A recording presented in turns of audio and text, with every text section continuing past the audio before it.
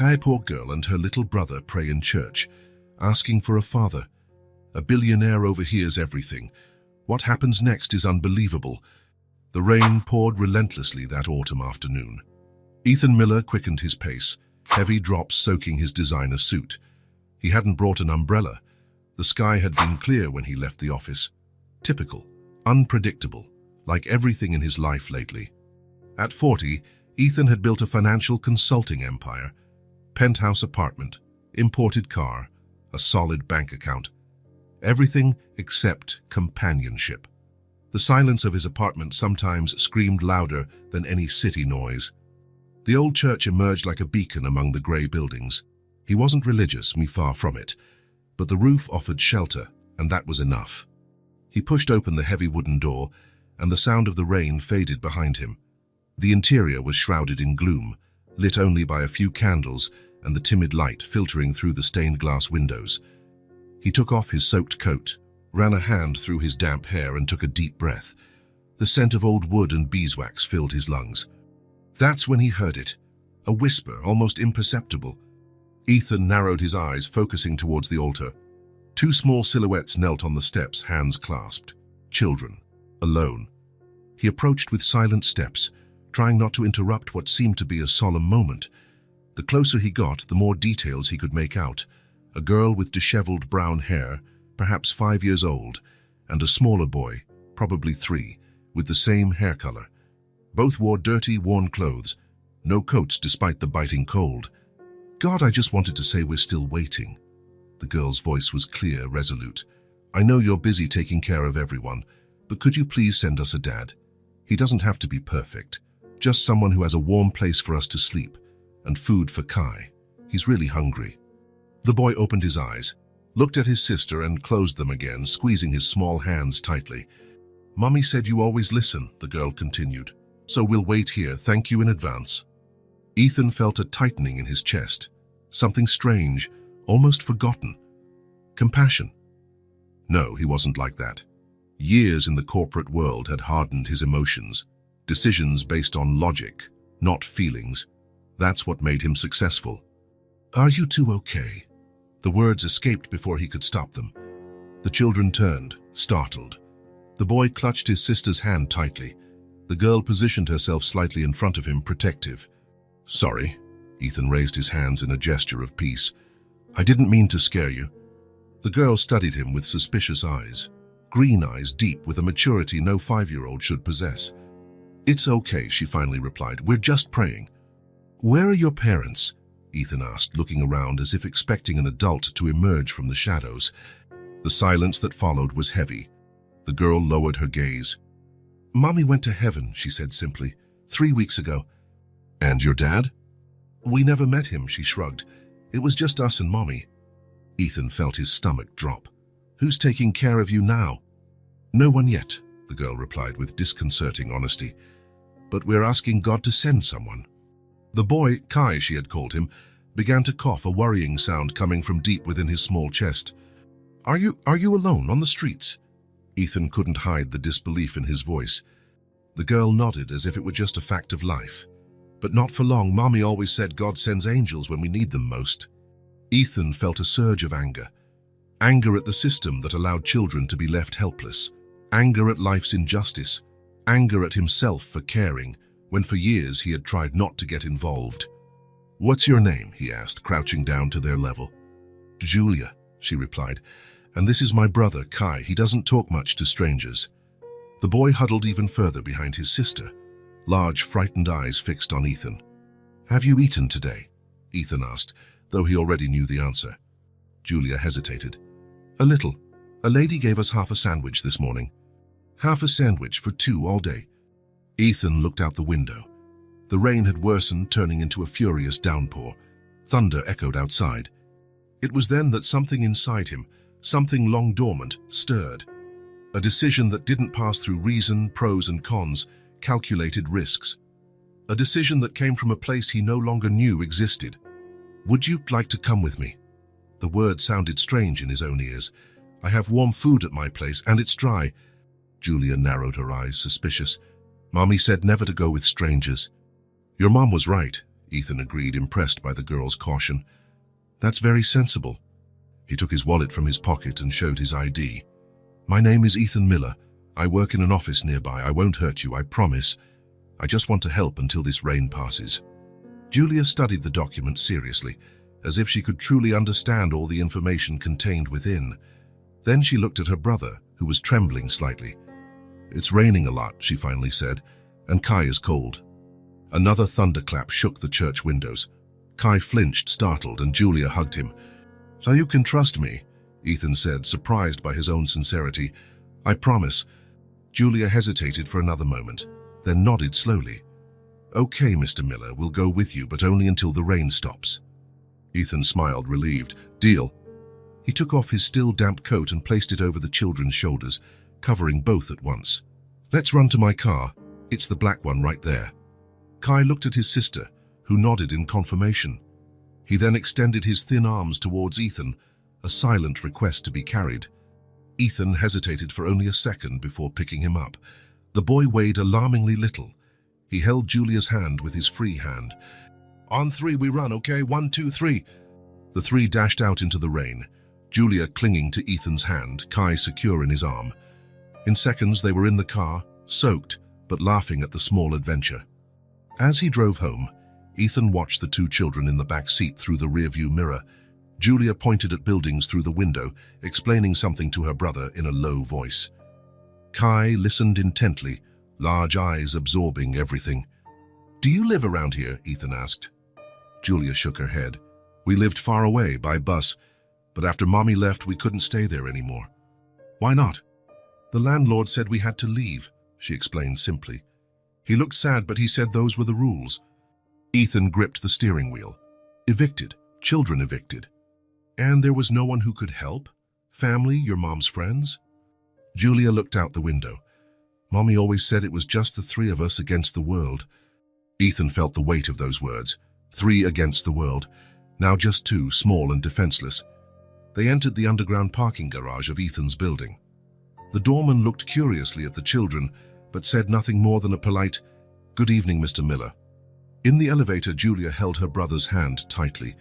Her eyes scanned the illuminated buttons, the mirror, the polished metal walls. Have you ridden an elevator before? Ethan asked. Julia nodded. At the hospital when Mommy got sick. Ethan didn't ask further. Some stories needed time. When the apartment door opened, the children's eyes widened. The space was wide, minimalist, with large windows showing the city below, now covered by a curtain of rain. Wow, Julia whispered. It's like living in the clouds. Ethan smiled. He had never thought of his apartment that way. To him, it was just a place to sleep between workdays. "For you must be hungry," he said, leading them to the kitchen. "I'll make something warm." The kitchen, rarely used beyond breakfast, suddenly came alive. Ethan opened cabinets, the refrigerator, assessing what he had available. It wasn't much, he mostly lived on takeout, but he found enough for soup. "You can sit there," he pointed to the tall counter stools. Julia helped Kai climb onto one of the stools, then took the other. Both watched Ethan's every move with interest. "Do you live alone in this huge place?" Julia asked, looking around. Ethan smiled as he chopped carrots. "Yes, just me." "Aren't you sad?" The question caught him off guard. Was he sad? He had never really stopped to think about it. He was too busy building his career, accumulating success. "Sometimes," he finally admitted, "but I'm used to it." Julia nodded as if she understood perfectly. "We get sad sometimes too, even when we're together." Something in the simplicity of that observation deeply touched Ethan. He continued preparing the soup in silence, occasionally looking at the children. Kai had rested his head on the counter, fighting off sleep. Julia kept a protective hand on his back. When the soup was ready, Ethan served 3 bowls. The children waited for him to sit down before they began to eat, with a politeness that contrasted with their worn clothes. "Is it good?" he asked, watching Kai eat eagerly. Julia nodded, carefully blowing on each spoonful before putting it in her mouth. "Very good, thank you, Mr. Miller."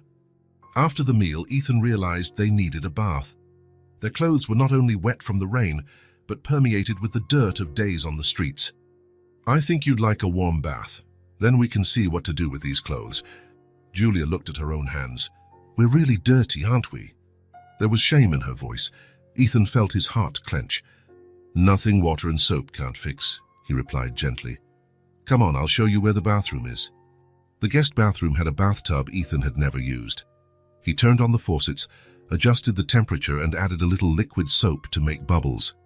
"Can you wash yourselves, or do you need help?" "I know how to bathe, Kai," Julia replied proudly. "Mommy taught me." Ethan nodded, impressed by her independence.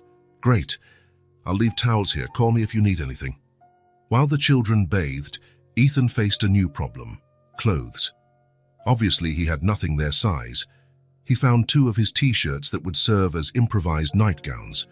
As for their clothes, he put them in the washing machine, hoping they would withstand another wash. When he returned to the bathroom, he found Julia helping Kai out of the tub. Both were clean, wet hair plastered to their heads, cheeks rosy from the warmth. "I brought something for you to wear while your clothes dry," he said, handing them the t-shirts. "They're big, but they'll do for now."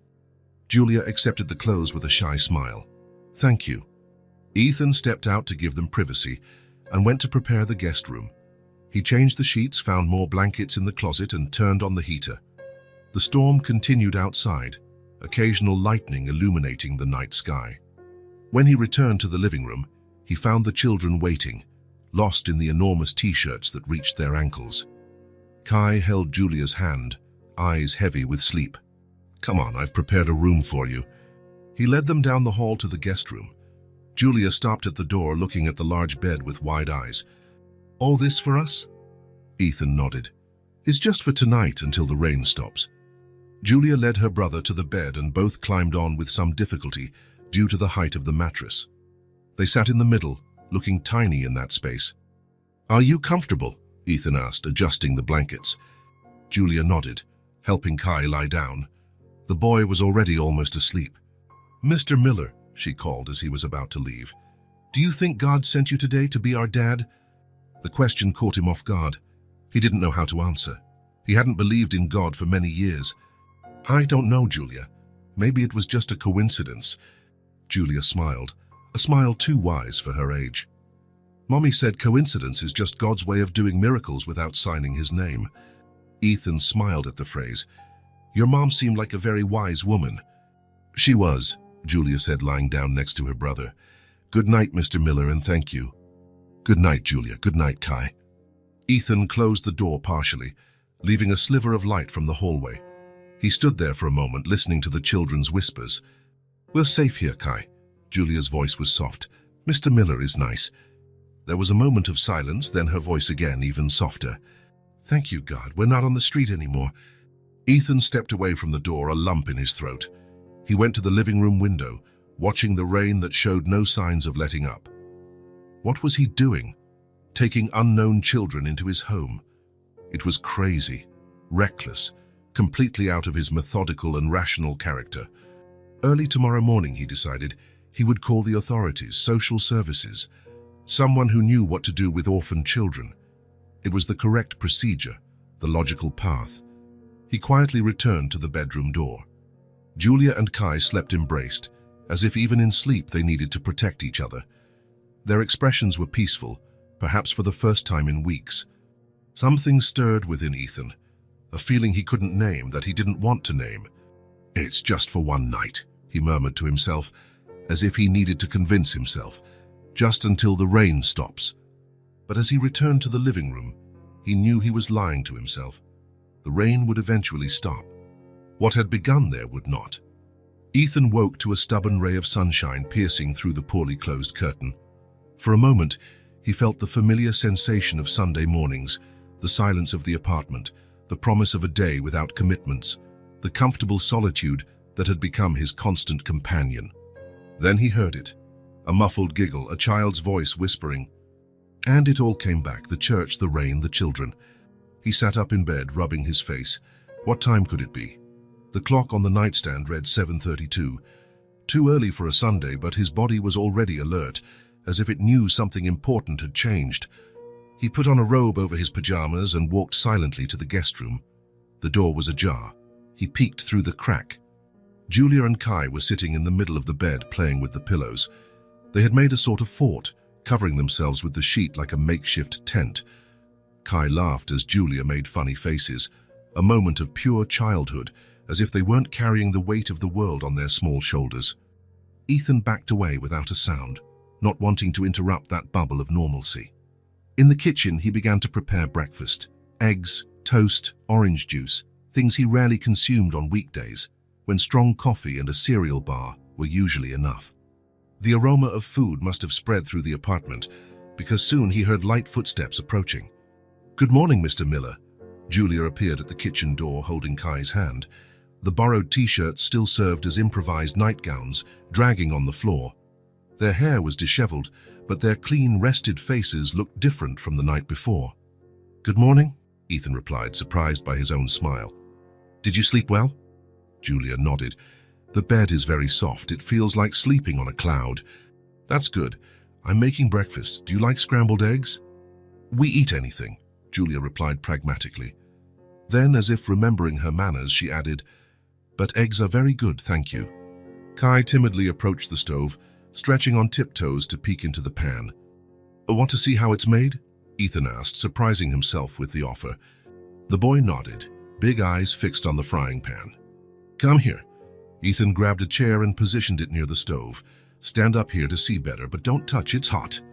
Kai climbed up with Julia's help and watched fascinated as Ethan scrambled the eggs. "Do you want to try too, Julia?" The girl shook her head. "I take care of Kai, he likes to cook." There was something in the way she said it, a mature dignity, a sense of responsibility, that made Ethan realize how the roles were already defined between the siblings. Julia, the protector; Kai, the protected. Breakfast went smoothly. The children ate with appetite, but without the desperate voracity of the night before. Ethan observed how Julia cut Kai's toast into small pieces before serving her own, how she checked if the juice wasn't too cold before giving it to her brother. "Your clothes should be dry by now," Ethan commented as he collected the dishes. "I'll go get them for you." In the laundry area, he found the clothes already dry, but as he picked them up, he noticed what he hadn't seen the night before: their deplorable condition. Julia's t-shirt had makeshift patches on the sleeves. Kai's pants had worn knees, with a poorly stitched patch covering a hole. Their socks faded from so much use. Ethan held the pieces in his hands, feeling the thin fabric worn by time and necessity. A lump formed in his throat. These were the only clothes they owned, the only material link to the life they had before. He returned to the kitchen, where the children waited patiently. "I think we need some new things," he said, trying to sound casual. "How about we go shopping today?" Julia looked at him suspiciously. "We don't have money, Mr. Miller." "I know, I'll pay." "But why?" The question caught him off guard. Why was he doing this? What was his plan? Last night he had decided to call social services in the morning, put the children in the system, where qualified people could take care of them. It was the correct procedure, the logical thing to do. Yet here he was offering to go shopping, extending his responsibility for another day. "Because you need it," he replied simply, "and I can help." Julia studied his face for a moment, as if looking for signs of a lie. Then she nodded, serious. "Okay, thank you." Half an hour later, they were in Ethan's car on their way to the nearest mall. The children looked out the window, absorbing the passing city. "Where are we?" Julia asked, observing the tall buildings. "Downtown," Ethan replied. "Have you never been here?" She shook her head. "We lived on the other side, very far." In the mall parking lot, Ethan grabbed a shopping cart and placed Kai in the front seat. The boy smiled, enjoying the novelty.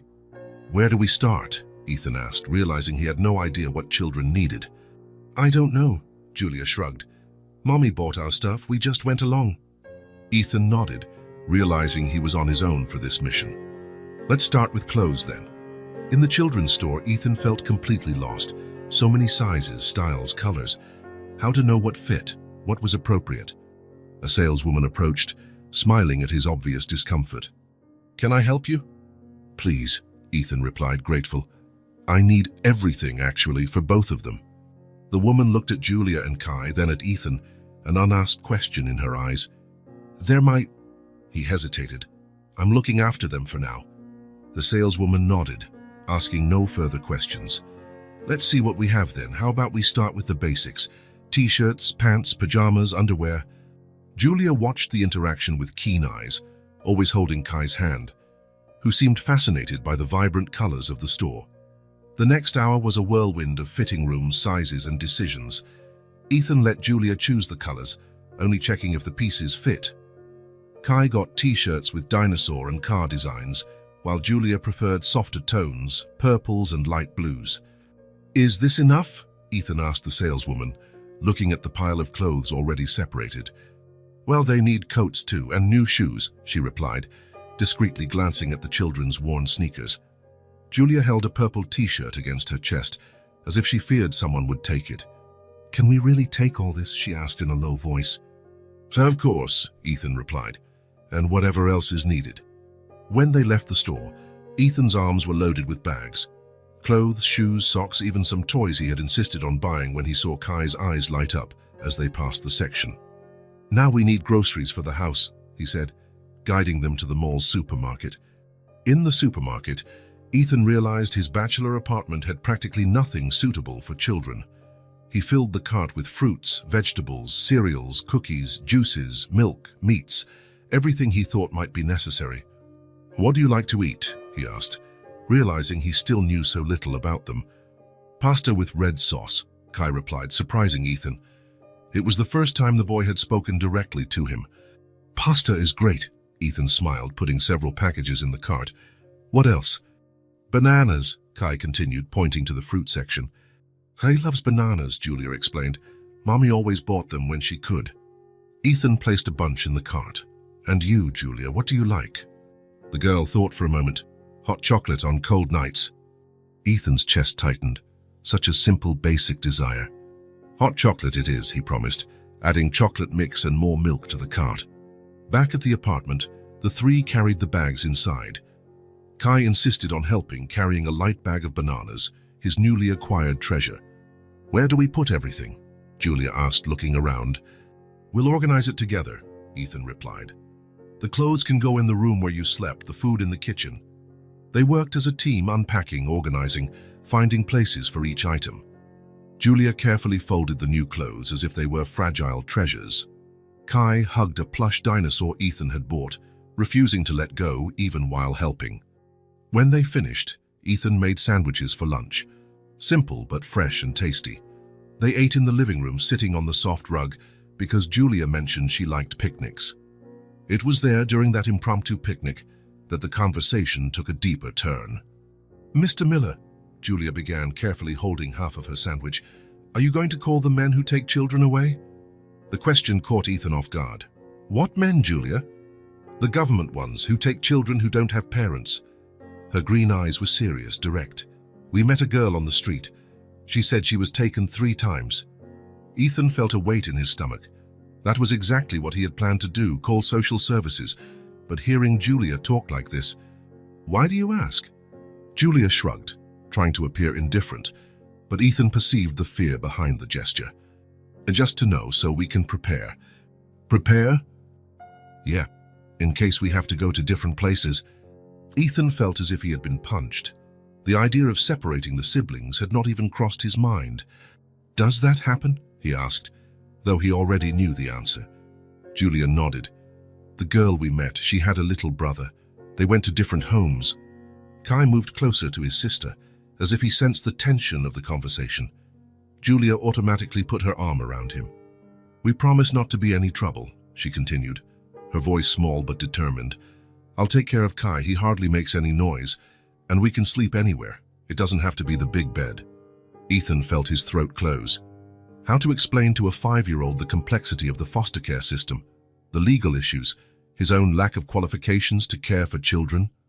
"Julia," he began, choosing his words carefully, "I'm not going to call anyone today. You can stay here for now." The relief on her face was palpable.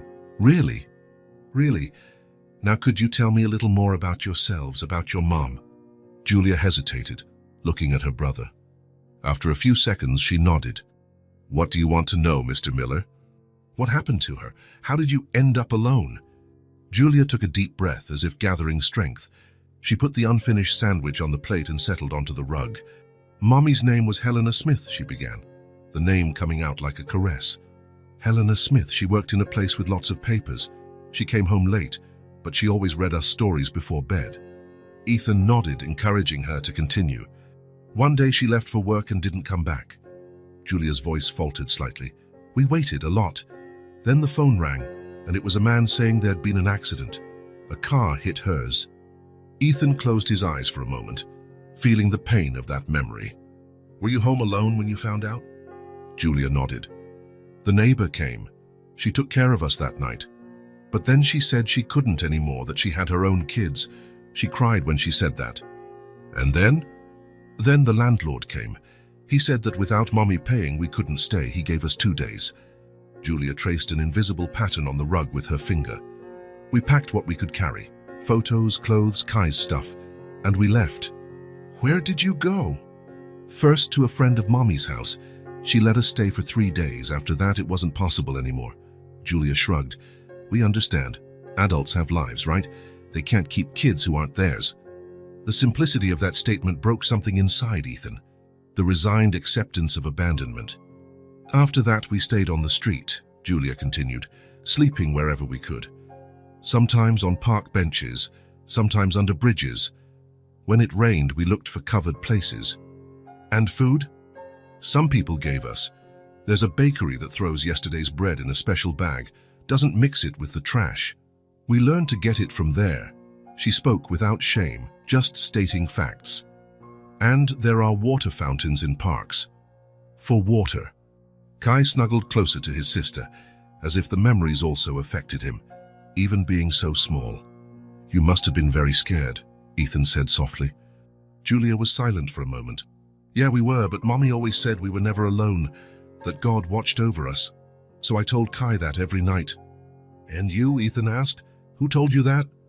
Julia looked at him, surprised by the question. After a moment, she replied simply, no one, I'm the oldest. Those words, I'm the oldest, carried the weight of responsibilities no child should bear. Ethan felt a wave of admiration for that little warrior. How long did you stay like that on the streets? I don't know exactly. Many days. We stopped counting. Julia lowered her head. It got hard when it started to get cold. Ethan tried to imagine 2 small children alone in the city, facing hunger, cold, fear, with no one to protect them but themselves, and yet there they were, survivors. How did you get to that church yesterday? We were walking looking for a place to sleep, and it started raining really hard. Then I saw the church and remembered Mommy said, churches are safe places. Julia looked at Ethan. And it was, right? We found you there. Kai, who had been quiet until then, suddenly spoke. God sent him. Julia smiled, running her hand through her brother's hair. Yeah, Kai. We asked for a dad, remember? And then Mr. Miller appeared. Ethan felt his heart race. A father. That's what they had asked for in their prayers. Not just food or shelter, but someone to care for them, to love them. Mummy said God sent hidden gifts, Julia continued, looking at the shopping bags, the new clothes, the warm apartment. I guess she was right. Ethan smiled, trying to disguise the emotion he felt. For the first time in years, perhaps for the first time in his life, he felt a genuine joy in caring for someone other than himself. It was a strange, unknown feeling, but surprisingly good. You have very strong children, he finally said. Stronger than many adults I know. Julia shook her head. It's not strength, it's just that we didn't have a choice. We had to keep going, for Kai. And it was in that moment, looking at those 2 little survivors, that Ethan knew. He couldn't abandon them to the system. He couldn't risk them being separated, losing the only bond they had left. He didn't know what it would be like. He had no idea what he was doing. But he knew that somehow those children had come into his life for a reason. How about we rest a bit, he suggested, noticing that Kai seemed sleepy. Then we can make hot chocolate. Julia smiled, a genuine smile that lit up her face. With marshmallows? Ethan realized he hadn't bought marshmallows, a flaw in his shopping expedition. Tomorrow we'll buy marshmallows, he promised, lots of them. Okay, Julia agreed, satisfied. We can wait. And Ethan realized this would be only the first of many promises, the first of many days, the beginning of something he had never planned, but now couldn't imagine otherwise. Some things were missing from their lives, security, certainty, a clear plan, but others remained stronger than ever. Hope, faith, and, surprisingly, a growing sense that perhaps they were exactly where they were supposed to be. Ethan closed his office door and leaned against it, taking a deep breath. He had just put Julia and Kai to bed after a busy day at the park. The children's faces, flushed from the sun and laughter, looked healthier with each passing day. It had been a week since that night at the church, a week that had turned his life upside down. He walked to his desk and opened his laptop. The email from social services was still open on the screen, inviting him to a meeting the next day. He himself had requested the contact, but now the idea made him uneasy. The phone rang, interrupting his thoughts. It was Rachel, the social worker he had spoken with earlier. "Mr. Miller, just wanted to confirm our meeting tomorrow at 10, and remind you it would be good to bring any documentation you have on the children." "Yes, I'll be there," Ethan replied, running a hand through his hair. "But I don't have any documentation. It's as I explained, I found them abandoned." "I understand." The voice on the other end sounded professional but kind. "Don't worry, we'll help you navigate this situation. The important thing is the children's well-being." "Yes, of course. May I ask how they are adapting?" Ethan looked at the closed door, thinking of the children sleeping in the next room. "Surprisingly well, they are amazing." There was a pause on the other end of the line. "Mr. Miller, I need to remind you that in cases like this, the standard procedure would be to place the children with a temporary foster family registered in our system while we search for relatives or a permanent solution." The words dropped like stones into Ethan's stomach. "I know," he replied dryly.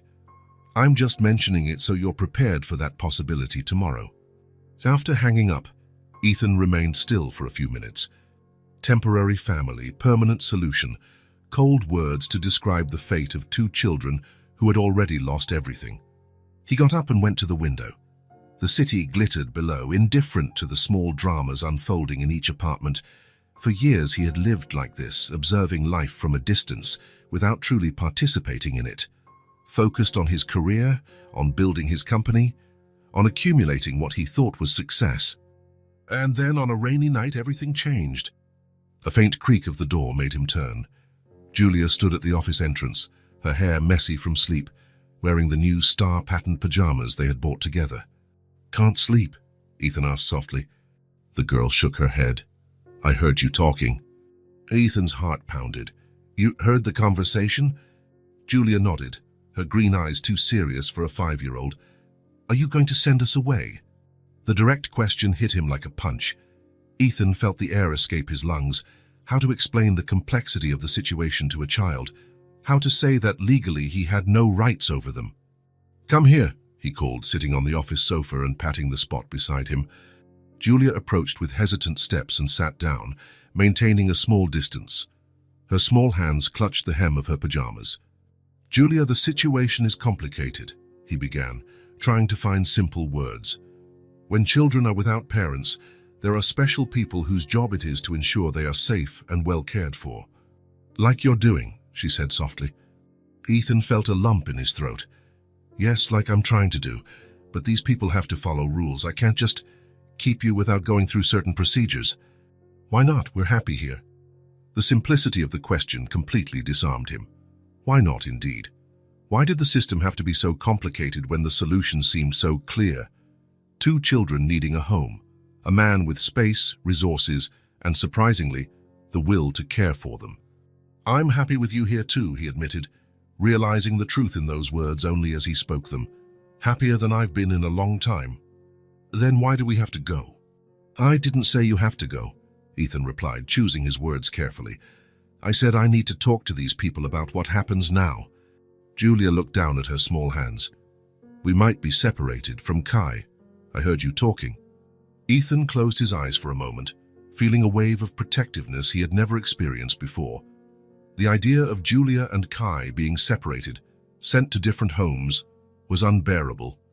"That's not going to happen," he said with surprising firmness. "I won't let it." "Promise?" Her eyes lifted, full of hope and fear. Ethan knew he shouldn't make promises he might not be able to keep. He was a businessman, accustomed to calculating risks, never committing to the uncertain. But looking at that small girl, whose world had already crumbled once, He couldn't help himself. "I promise, Julia. You two will stay together." She visibly relaxed, her small shoulders dropping a few inches. "And with you?" The question hung between them, loaded with expectation. Ethan hesitated. "I'll do my best." It wasn't the promise she wanted, and they both knew it, but it was the most honest he could offer at that moment. Julia nodded, accepting what he could give. "You'd be a good dad, Kai already said so." "He did?" Ethan smiled, surprised. "He doesn't talk much to me." "He's shy," Julia explained, "but he likes how you cut the crusts off the bread, and how you make different voices when reading stories." Ethan felt a warmth spread through his chest. Small things, insignificant details that somehow meant everything. "I don't know how to be a dad," he confessed. "I never thought I would be." "No one knows at first," Julia shrugged with the peculiar wisdom that sometimes emerged in her words. "Mommy said she learned with us." Ethan smiled at the simplicity of that logic. Perhaps it was true. Perhaps being a father wasn't something you knew how to do, but something you learned along the way.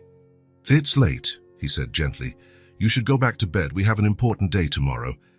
Julia got up, but before leaving, she did something that caught Ethan completely off guard. She took a step forward and hugged him. A quick, shy but real hug. Her small arms barely reached around his torso. "Good night, Mr. Miller," she whispered. "Good night, Julia," he replied, his voice suddenly hoarse. After she left, Ethan remained seated for a long time, looking at the empty doorway. The feeling of that small hug still resonated in his body. He didn't know what would happen at tomorrow's meeting. He didn't know what legal paths he would have to take, what obstacles he would face, but he knew with a certainty that surprised him that he wasn't prepared to let those children go. "I don't know how to take care of them," he murmured to the empty office, "but I know that, as I don't want to let them go." The idea of returning to his old life, to the silence of the apartment, to lonely meals, to empty Sundays, all of it now seemed unbearable. Frightening even. Unbeknownst to himself, he was already involved. More than that, he was transformed. In just 1 week, Julia and Kai had redrawn the contours of his existence, filling spaces he didn't even know were empty. He closed his laptop, leaving the social services email behind. Tomorrow he would face the system with all its rules and procedures, but tonight he allowed himself to simply feel what he already knew to be true. Somehow, inexplicably, those 2 children had become his family, and he would do whatever it took to keep them together. The meeting with social services lasted 2 hours. Ethan left with a folder full of documents, his head brimming with information and a decision formed in his heart. On the way back, he called his assistant. "Mariana, I need you to reorganize my schedule for the next few weeks," he said, watching the traffic from the taxi window. "I'll be working from home indefinitely." There was a pause on the other end of the line. In 10 years of working together, Ethan had never made such a request. "Is there a problem, Mr. Miller?" "No, quite the opposite," he replied, surprised by the softness in his own voice. "I'm making some positive changes." "I see, and in-person meetings?" "Reschedule the ones you can. The essential ones I'll do by video conference, and Mariana, thank you." He hung up before she could ask more questions. Explanations would come later. Now he needed to focus on what mattered, creating a stable environment for Julia and Kai while navigating the complicated process of temporary guardianship. The social worker had been clear. The road would be difficult. With no blood ties, no prior history with the children, Ethan was just a stranger who had found them. But she also recognized the bond that was already forming and agreed to initiate the provisional guardianship process while they investigated the existence of relatives. When he arrived at the apartment, he found the nanny he had hired temporarily playing with the children in the living room. Kai was building a tower of colorful blocks, while Julia drew intently. "Mr. Miller," the nanny greeted him.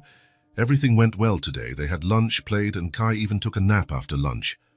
Ethan thanked her and dismissed her, explaining that he would no longer need her daily services. Her surprised look mirrored his assistant's, but Ethan no longer cared what others thought of his decisions. "Mr. Miller," Julia exclaimed when the nanny left, running to show him her drawing. "Look what I made." It was a colorful house with 3 stick figures in front, 1 tall and 2 small. The sun smiled in the corner of the page, and there were flowers everywhere. "It's beautiful, Julia," he said, crouching down to get a better look. "Is it our home?" She nodded, proud. "And it's us." Kai timidly approached, carrying a blue block. "I want to build with me," he asked, extending the block to Ethan. The simple gesture, the boy's first direct invitation, made something inside him expand. "I'd love to," he replied, sitting on the floor beside Kai. While they played, Ethan told the children about his decision. "I'm going to work from home now," he explained, helping Kai balance a block on top of the tower. "That way I can stay with you." "Forever?" Julia asked, her eyes alert. "For now," he replied cautiously. "I'm working so you can stay here with me, but there are processes we need to follow."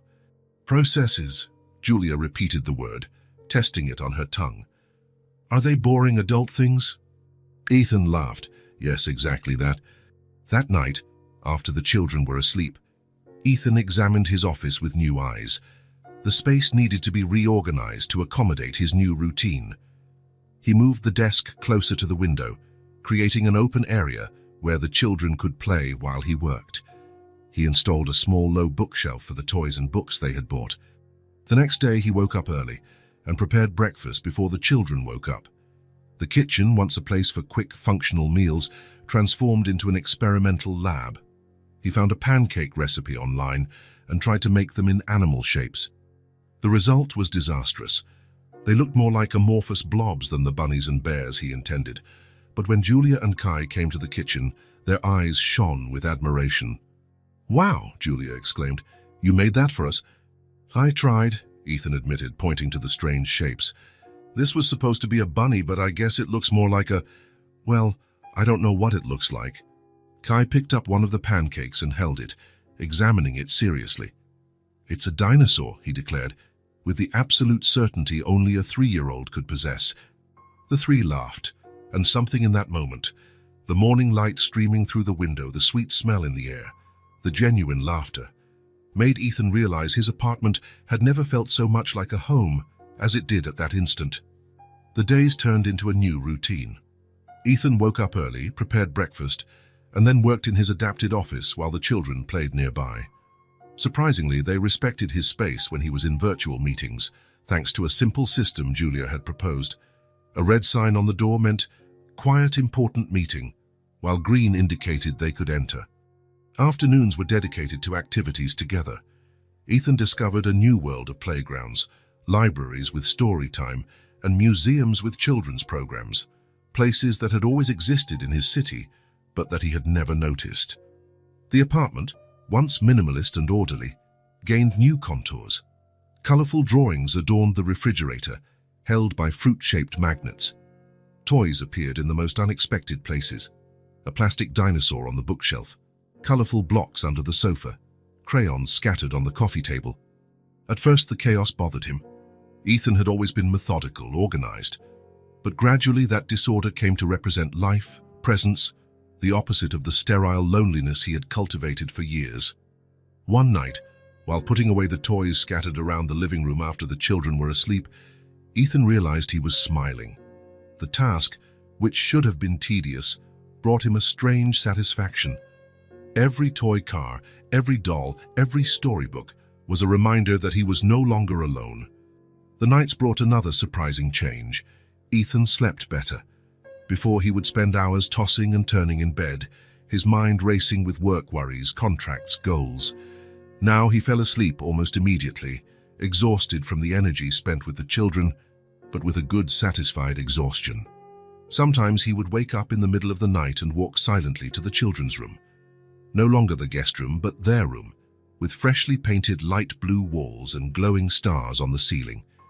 He would stand at the door, observing their peaceful breaths, marveling at the trust they placed in him.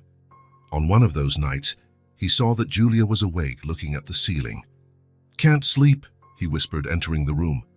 She shook her head. "I had a dream about Mommy." Ethan sat on the edge of the bed.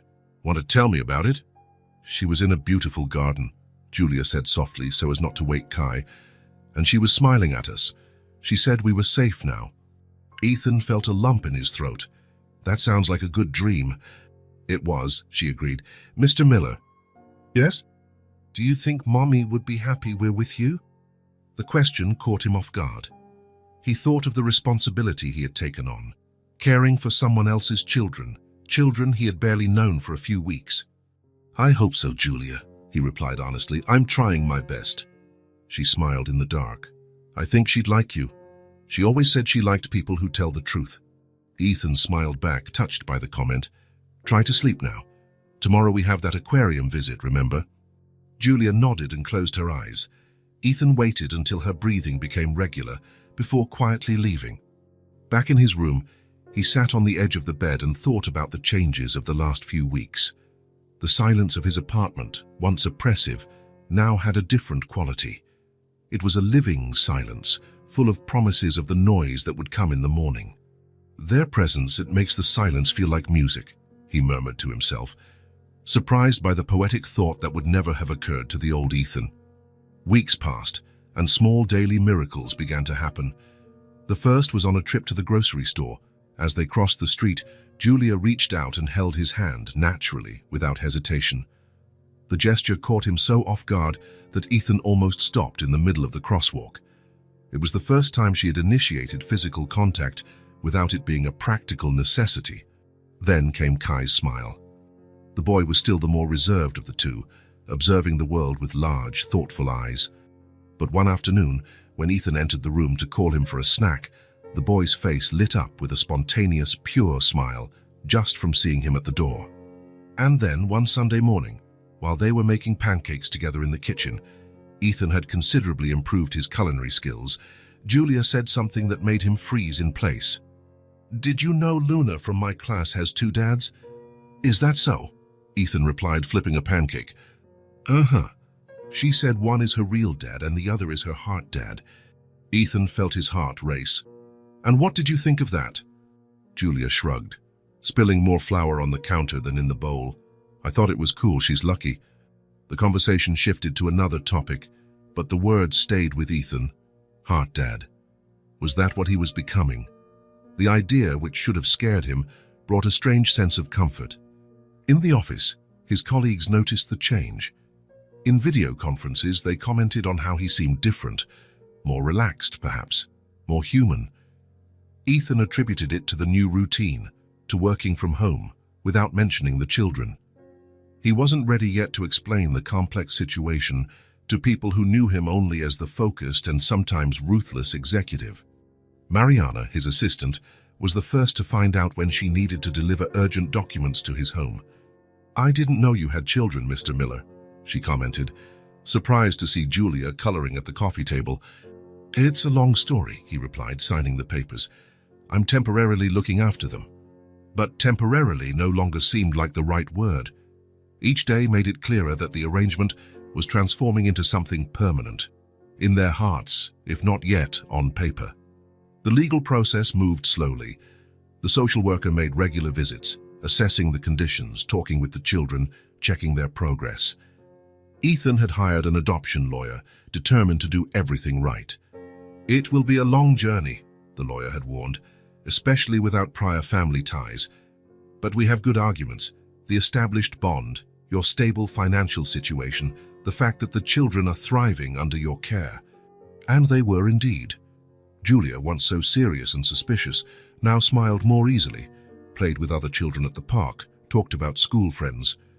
Kai, once almost mute, now chattered endlessly about dinosaurs and superheroes, his recent passion.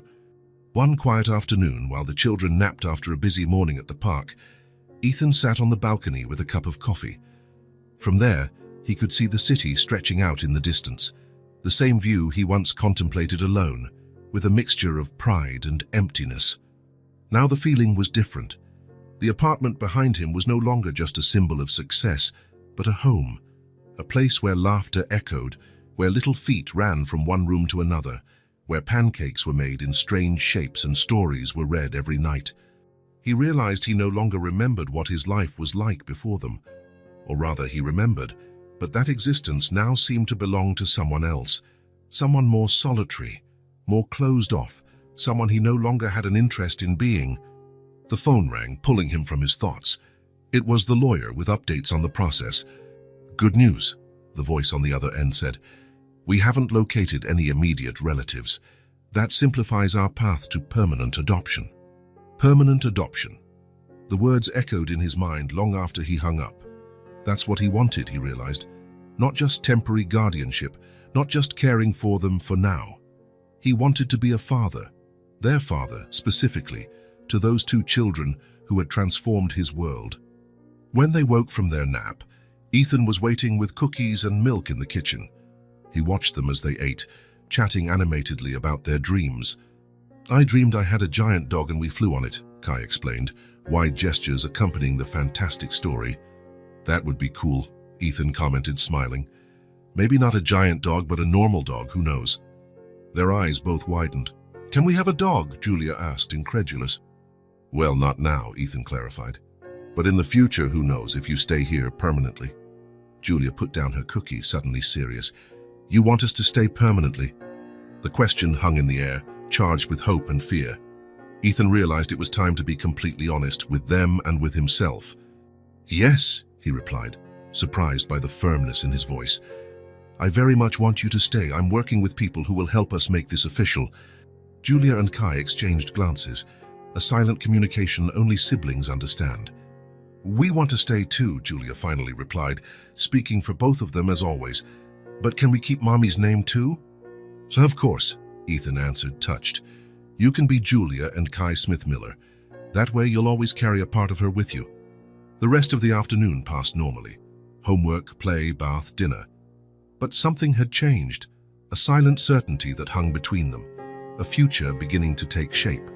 That night, after putting the children to bed, Ethan stood in the darkened living room looking at the toys he hadn't put away, at the drawings on the refrigerator, at the small changes that had transformed his space. And he realized a simple yet profound truth.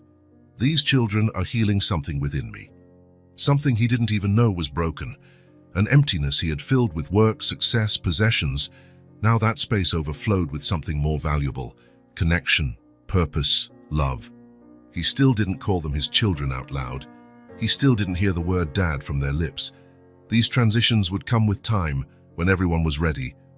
But in the quiet moments, when he watched Julia concentrating on her drawings or listened to Kai making up stories for his toy dinosaurs, Ethan already knew they were his children, in his heart, if not yet on paper. And he, in some unexpected and wonderful way, had become a father. The alarm clock rang at 6 in the morning, but Ethan was already awake. He had planned this Saturday all week. A full day outdoors with the children, no emails, no phone calls, no worries about the adoption process. Just the three of them. He carefully packed the backpack, water bottles, juice boxes, cookies, fruit, sandwiches, sunscreen, band-aids. Julia had an incredible knack for small scrapes, a change of clothes for each, the plush giraffe without which Kai refused to nap. "It's just a day at the park," he murmured to himself, laughing at his own exaggerated concern. But something inside him knew he wanted it to be perfect. While the house still slept, he made pancakes, now his specialty. His technique had considerably improved. He could now make recognizable animal shapes to the children's delight. At 7, he went to wake them. He opened the door slowly and found Julia already sitting in bed, rubbing her eyes. "Good morning," she whispered, pointing to Kai, still asleep. He was sleepy. Ethan smiled. It was typical of Julia, always attentive to her brother, always protective. "Good morning, little one. Remember what we're doing today?" Her face lit up instantly. "The big park with the lake and the little boats." "Exactly. I've already made pancakes. Want to wake your brother while I set the table?" Julia nodded seriously, accepting the mission. Ethan watched her for a moment, her disheveled hair, her star-patterned pajamas, her determined expression as she leaned in to whisper in her brother's ear. That simple image caused a tightening in his chest, a mixture of tenderness and protectiveness that still surprised him. When he returned to the kitchen, he heard giggles and hurried footsteps. Kai ran in, still in his pajamas, hair pointing in all directions. "Boats!" he exclaimed, pronouncing the word with difficulty but with undeniable enthusiasm. "Yes, boats," Ethan confirmed, lifting him to sit in the high chair. "But first breakfast, look what I made." Kai's eyes widened at the duck-shaped pancakes. "Duck!" he shouted, clapping his hands. Breakfast was lively, with the children talking simultaneously about everything they wanted to do at the park. Ethan listened to them, answering questions, making suggestions, savoring not only the food but the moment, something he would never have appreciated months ago. At 9, they were in the car. The day was perfect. Blue sky, pleasant temperature, a light breeze. The kind of day Ethan used to spend in the office, barely noticing the weather outside. "Can we listen to music?" Julia asked from the back seat, already buckled into her car seat. "Of course, what do you want to hear?" "The whale song," Kai answered promptly. Ethan smiled, connecting his phone to the car's sound system. The whale song, actually a children's song about sea animals, had become the unofficial anthem of their car rides. The first time they heard it, Kai tried to imitate the whale sound with such enthusiasm that Ethan almost lost control of the wheel from laughing so hard. During the 30-minute drive to the park on the outskirts of the city, they sang together, pointed at interesting things outside the window, made plans for the day. Ethan, looking in the rearview mirror, caught the smiles and animated expressions in the back seat. The park was vast, with large grassy areas, a lake with swan-shaped paddleboats, and a modern playground. When he parked, the children could barely contain their excitement. "Calm down," Ethan laughed, helping them out. "The park isn't going anywhere." With the backpack on his back and a child in each hand, they crossed the parking lot. Julia pointed at everything, explaining things to Kai as if she already knew the place intimately, even though it was both their first visit. "That's where the ducks are, Kai. And over there are swings, look." The first stop was the playground. Ethan sat on a bench watching Julia help Kai on the smaller slides. The girl had infinite patience with her brother, always extending a hand to him, always celebrating his small achievements. "Mr. Miller, look!" Kai shouted from the top of the slide, waving frantically. "I see you, champ. You climbed up by yourself." The boy's proud smile could light up an entire city. After an hour on the playground, they walked to the lake. Ethan rented a paddle boat for the three of them, a huge white swan that made Kai's eyes almost pop out with excitement. "Is it safe?" Julia asked, always the voice of caution. "Perfectly safe," Ethan assured, helping them put on their life jackets. "And look, you're protected. Besides, the lake isn't deep." The paddle boat ride was magical. Julia and Kai leaned over the sides, pointing at the colorful fish that sometimes appeared near the surface. Ethan pedaled slowly, allowing them to absorb every detail. The reflection of the trees in the water, other boats passing by, families waving. Families. The word echoed in Ethan's mind. Was that what they were becoming? At noon, they found a perfect spot for their picnic, a small hill under a leafy tree overlooking the lake. Ethan spread the checkered blanket he had bought especially for the occasion and began to take the food out of the backpack. "Wow," Julia exclaimed, looking at the variety of snacks. "It looks like a restaurant." "An outdoor restaurant," Ethan agreed, distributing the sandwiches. "The best kind." They ate with appetite, talking about everything they had seen so far. Kai, with his mouth full of cookies, tried to describe a particularly colorful fish he had spotted. "It was blue. No, purple. No, blue-purple." Julia gently corrected. "I think it was blue with purple spots, Kai." After the snack, they lay on the blanket looking at the sky through the tree branches. They played at finding shapes in the clouds. "That one looks like a dragon," Julia pointed. "And that one is a truck," Ethan suggested. "And that one is a... Kai frowned, concentrating. "It's a dinosaur eating ice cream." They laughed together, a sound that blended perfectly with the rustling of leaves and the distant shouts of other children in the park. The afternoon brought new adventures. They played ball in an open field, fed ducks by the lake, discovered a small stream where Julia and Kai took off their shoes to dip their feet. Ethan watched them, occasionally taking photos with his phone, but mostly just soaking in the moment. There was something deeply therapeutic about seeing the world through their eyes, the genuine excitement with things adults barely noticed, the ability to find wonders in common stones, in insects, in projected shadows. At one point, Julia convinced him to join an impromptu race to a distant tree. Kai, with his short legs, soon fell behind but kept running, determined. "Come on, Kai," Ethan shouted, slowing his pace to stay beside him. "We can do it." The boy smiled, stretching out his arms to be carried. Ethan lifted him and placed him on his shoulders. "Now we're unbeatable." Together they passed Julia, who protested between laughs. "That's cheating." They ran until they were breathless, falling onto the grass, laughing so hard their stomachs hurt. Ethan couldn't remember the last time he had laughed like that. Uncontrolled, pure laughter that came from somewhere deep and long forgotten within him. As the sun began to set, Kai showed the first signs of fatigue. His eyes began to droop and he yawned more and more frequently. "I think it's time to go," Ethan said gently, helping Julia gather their things. "Just 5 more minutes?" she asked, though she also looked exhausted. "We can come back another day," he promised. "Any time you want." On the way to the car, Kai extended his arms, silently asking to be held. Ethan picked him up, feeling the small body relax against his chest almost immediately. Julia held his free hand, squeezing it tightly, as if to make sure he wouldn't disappear. Before they even reached the parking lot, Kai had already fallen asleep, his head resting on Ethan's shoulder, his breath soft and regular against his neck. In the car, Ethan carefully placed him in the car seat, while Julia, surprisingly awake, looked out the window at the park they were leaving behind. "It was the best day," she declared simply. On the way back, the car was silent. Kai slept deeply, and Julia seemed lost in thought, watching the passing landscape, occasionally pointing at something interesting. Ethan drove slowly, savoring the tranquility of the moment. The day had been perfect, not because everything went as planned, but because they had been together, simply enjoying each other's presence. Looking in the rearview mirror, he saw the two in the back seat, Kai asleep, cheek pressed against the car seat, and Julia, eyes half closed, fighting off sleep. A wave of emotion hit him, so intense that he had to take a deep breath to contain it. "It's been so long since I felt alive," he thought, surprised by the simple truth of those words. He realized he no longer thought about the future, about complications, about the adoption process. He didn't think about labels like father or children. He was simply living the present, caring, protecting, loving. Looking again at the back seat, at those two small lives that fate had placed in his path, Ethan understood. He wasn't thinking about being a father, but he was already living like one.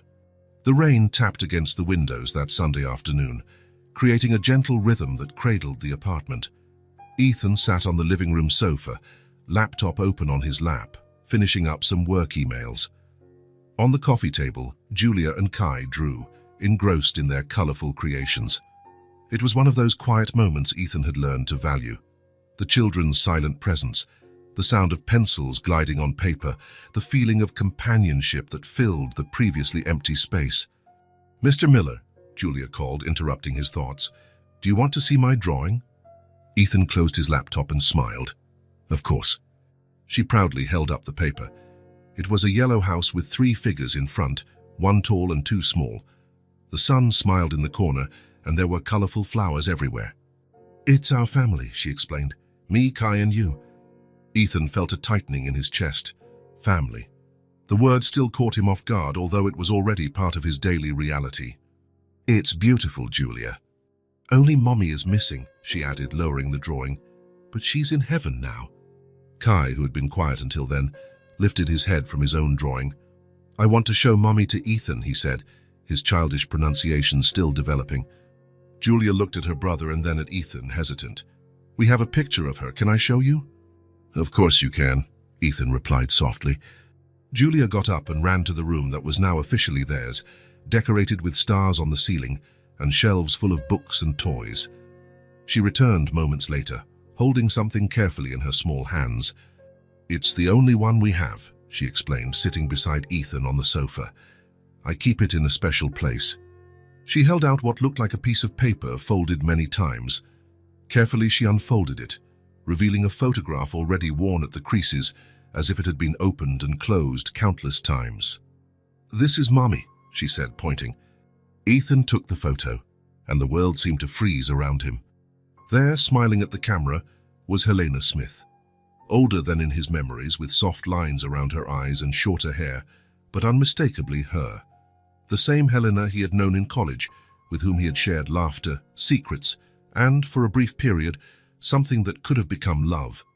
Helena, his special friend, holding a baby Kai in her arms, and Julia, perhaps 3 years old, clutching her leg. Ethan's blood ran cold. His hand trembled slightly, and he had to hold the photo more firmly to keep it from falling. "Mr. Miller," Julia's voice seemed to come from far away. "Are you okay?" Ethan blinked several times, trying to regain his composure. His mind raced, trying to make sense of the impossible. "Yes," he finally managed to say. "It's just that your mom reminds me of someone." Julia studied his face with those green eyes that he now realized were identical to Helena's. "Did you know my mom?" she asked, surprised. Ethan swallowed hard. How to explain, how to process the magnitude of this revelation? "I knew someone similar. A long time ago," he replied, buying time while his mind tried to organize his thoughts. He looked at the photo again. Helena smiled, radiant, with that same smile that lit up entire rooms. The smile that had captivated him the first time he saw her, nervous and lost on campus, looking for the comparative literature class. Helena Smith, the same one who had been his best friend for 2 years, with whom he had spent nights talking about dreams and fears, about books and philosophy. The same one he almost loved, if he had been brave enough to admit his feelings. The same one who, in their last year of college, disappeared without explanation, leaving only a note saying she needed to follow her own path. The same one who apparently had become a mother, Julia and Kai's mother. "She was beautiful," Kai commented, climbing onto the sofa to look at the photo more closely. "Yes," Ethan agreed, his voice hoarse, "very beautiful." Thousands of questions flooded his mind. Why had Helena never contacted him again? What had happened in her life in the years that followed? Who was the children's father? And most importantly, how was it possible that of all the children in the world, her children had crossed his path? "She used to sing us to sleep," Julia recounted, gently tracing her finger over her mother's image. "Beautiful songs, and she told stories about a girl who traveled the world." Ethan felt a pang in his heart. Helena and her stories. He remembered how she would invent fantastic tales at the most unexpected moments, waiting for the bus, studying in the library, walking across campus in the rain. "Mommy said we were never alone," Julia continued, "that someone was always watching over us." "She was right," Ethan managed to say, still holding the photo as if it were a fragile, precious treasure. He looked at the children, Helena's children, and saw her features in each of them. Julia's green eyes, Kai's smile, the silent determination in both. How had he not noticed before? How had he not seen the resemblance? "May I ask you something, Julia?" he said, trying to keep his voice calm. "What was your mom's full name?"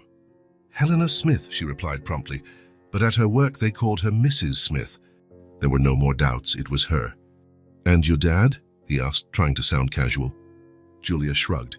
"We didn't know him. Mommy said he left before we were born." Ethan nodded, absorbing the information. He felt simultaneously stunned and strangely calm, as if a fundamental piece of a puzzle had finally fallen into place. "Can I put it away?" Julia asked, reaching out to retrieve the photo. "Of course," Ethan returned the precious item. "Thank you for sharing that with me."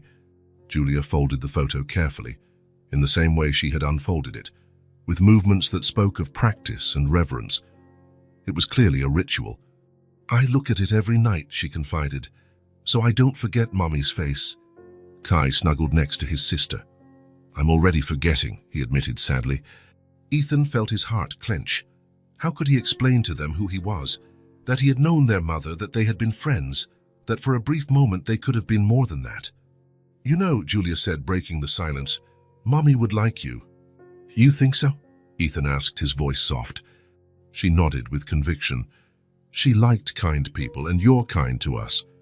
Kai agreed, adding, "And you make good pancakes." A laugh escaped Ethan, mixed with contained emotion. "I'm glad you think so."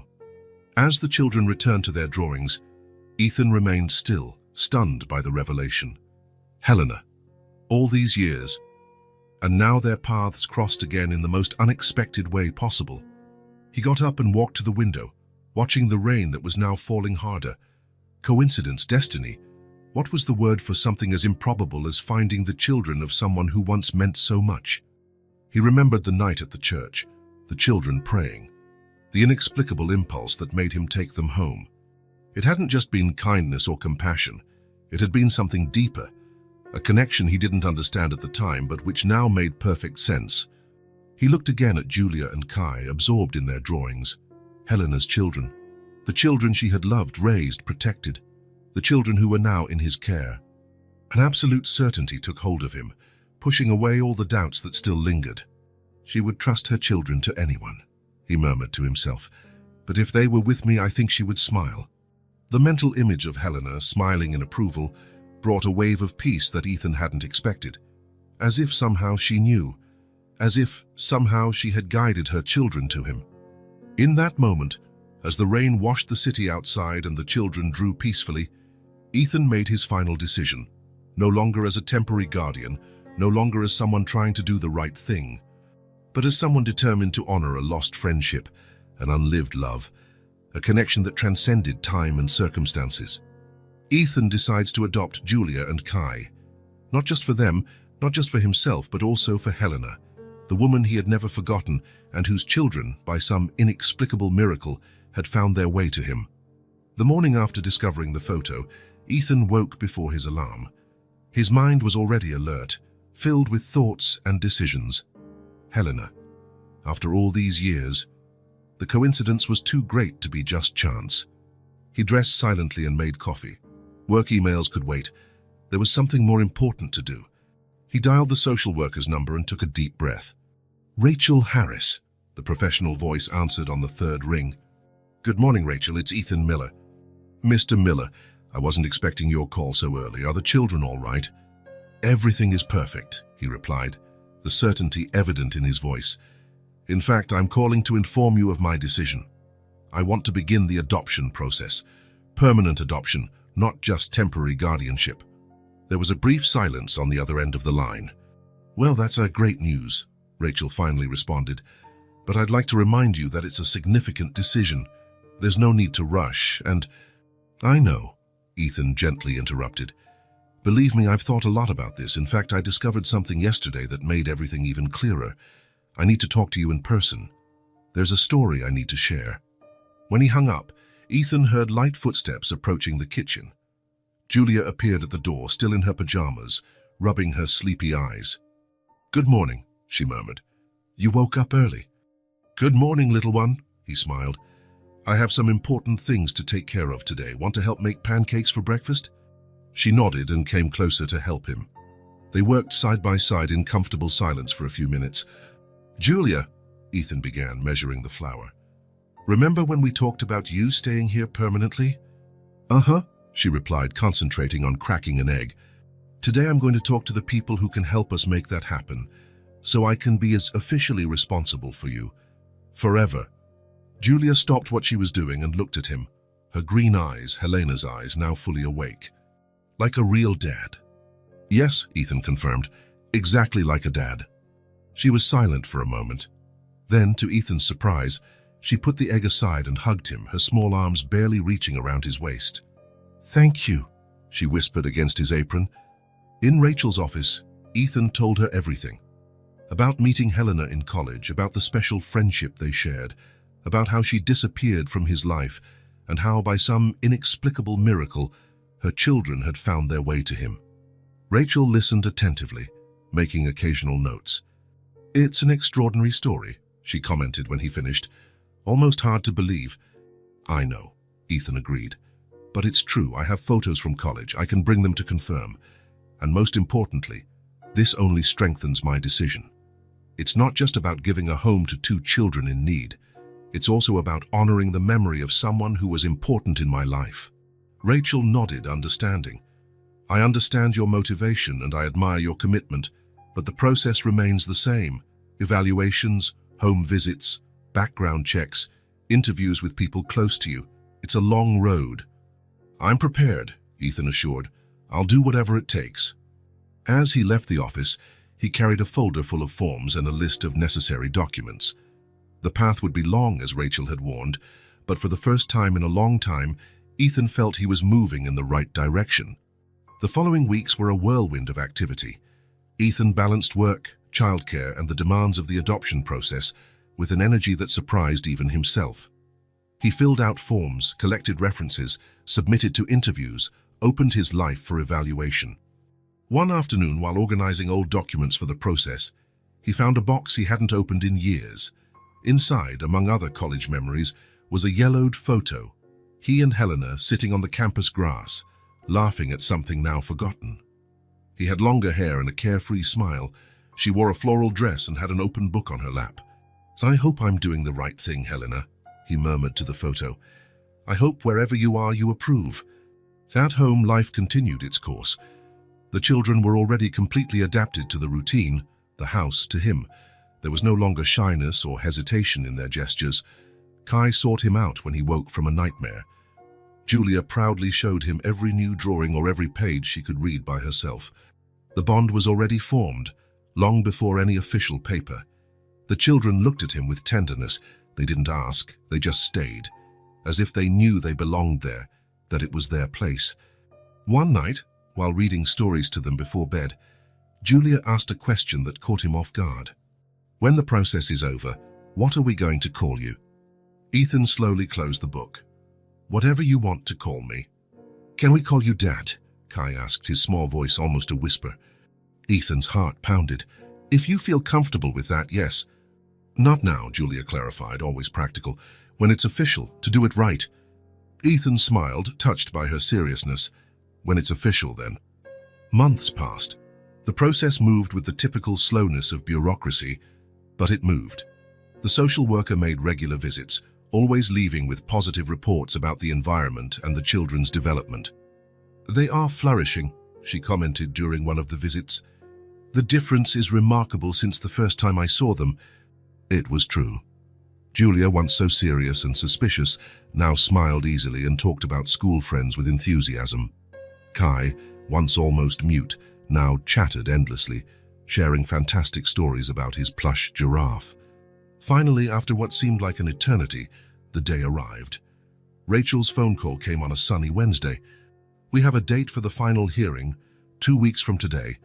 All reports are favorable and the judge has already indicated he sees no impediments to the adoption."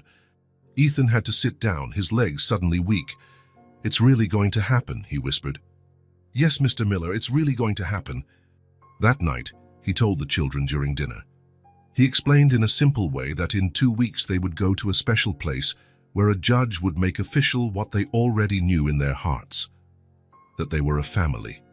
"And after that, no one can ever separate us again?" Julia asked, her serious eyes fixed on his. "Never again," Ethan promised. "You will be my children, legally and in every sense." "And will have your last name?" she continued. "If you want to." Julia and Kai exchanged glances, having one of those silent conversations only siblings understand. "We want to," Julia decided, speaking for both of them as always. "But can we keep mommies too?" "Of course," Ethan replied, emotional. "You can be Julia and Kai Smith Miller. That way you'll always carry a part of her with you." On the eve of the hearing, after putting the children to bed, Ethan stood alone on the balcony contemplating the illuminated city below. So many lives, so many stories, and somehow his had intertwined with those of 2 children who needed exactly what he could offer. "I don't have all the answers," he murmured into the night, "but I've never been so certain of something." The day of the hearing dawned clear and bright. Ethan helped the children get dressed, adjusting Kai's bow tie and pinning Julia's hair with the flower clip she had chosen especially for the occasion. At the courthouse, they found Rachel waiting. She smiled when she saw them, so clearly a family. The hearing itself was surprisingly brief. The judge asked Ethan a few questions and spoke kindly with the children. Then, with a smile, he signed the official documents. "Congratulations, Miller family," he declared, handing the papers to Ethan. "May this be just the first of many joys you will share together." In the car on the way home, a comfortable silence filled the space. Ethan drove, occasionally looking in the rearview mirror at the children in the back seat. Julia watched the city through the window, a serene expression on her face. Kai played distractedly with his plush giraffe. As they entered the apartment, Ethan was surprised. There were colorful balloons throughout the living room, a banner that read, "Congratulations, Miller family," and a small table with a cake. "Mariana helped us," Julia explained, referring to Ethan's assistant. "We wanted to make a surprise." "It's perfect," Ethan replied, genuinely touched. It was then that it happened. Julia and Kai approached and hugged him tightly, their small arms completely encircling him, and for the first time, he heard the words he had secretly longed for. "Thank you, Daddy, we love you." Something inside Ethan crumbled. Walls built over years of solitude and self-protection. Tears he hadn't shed since childhood now flowed freely down his face. He hugged the children, his children, pressing them against his chest like the precious treasure they were. "I love you both very much too, my children," he replied, his voice choked with emotion. They remained like that for a long moment, united in that embrace that sealed a promise greater than any legal document could represent. And in that moment, he understood that to love is to surrender, completely, without reservations, without guarantees. It is to let go of control, predictability, the emotional security he had valued so much.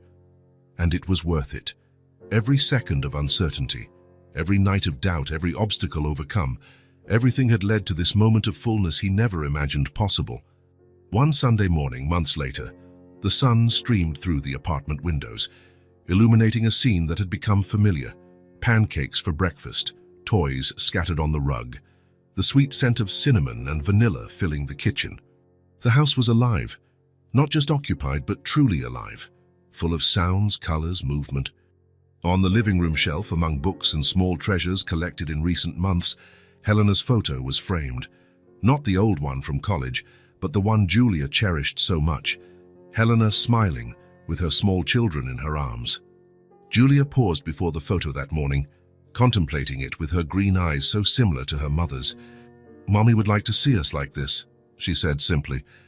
Ethan approached, gently placing his hand on her shoulder. "She really would." "We're happy," Julia continued. "I know she would want this." "She brought you to me," Ethan replied with a smile. "Somehow, somewhere, she made it happen." Julia nodded, accepting that explanation that transcended logic, but made perfect sense in her heart. In the kitchen, Kai had built an impressive tower with colorful blocks. He celebrated when the two entered, raising his arms in triumph. "Look, Daddy, it's taller than me." "Amazing, champ," Ethan exclaimed, genuinely impressed. As Kai explained his building technique, Ethan felt that wave of gratitude that now visited him regularly. Gratitude for the unexpected path his life had taken, for the children who were now his sons and daughter, for the woman who, even without knowing, had given him the greatest gift he could imagine. And finally he felt something he had been trying to articulate for months. It hadn't been he who chose this path. He had been chosen. Chosen by fate, by coincidence, by chance, or perhaps by something deeper and more mysterious. Chosen by love. And by faith. The faith of two children who prayed for a father in an empty church. The faith of a woman who somehow knew her children would be cared for. And his own newfound faith, not necessarily in God, but in the idea that the universe sometimes knows exactly what we need even before we do. "Daddy, come play," Kai called, pulling him from his thoughts. "I'm coming," he replied, smiling at his children. If this story touched your heart, subscribe to the channel and turn on notifications so you don't miss the next ones. Leave a like, because it helps this story get recommended to more people. See you in the next story.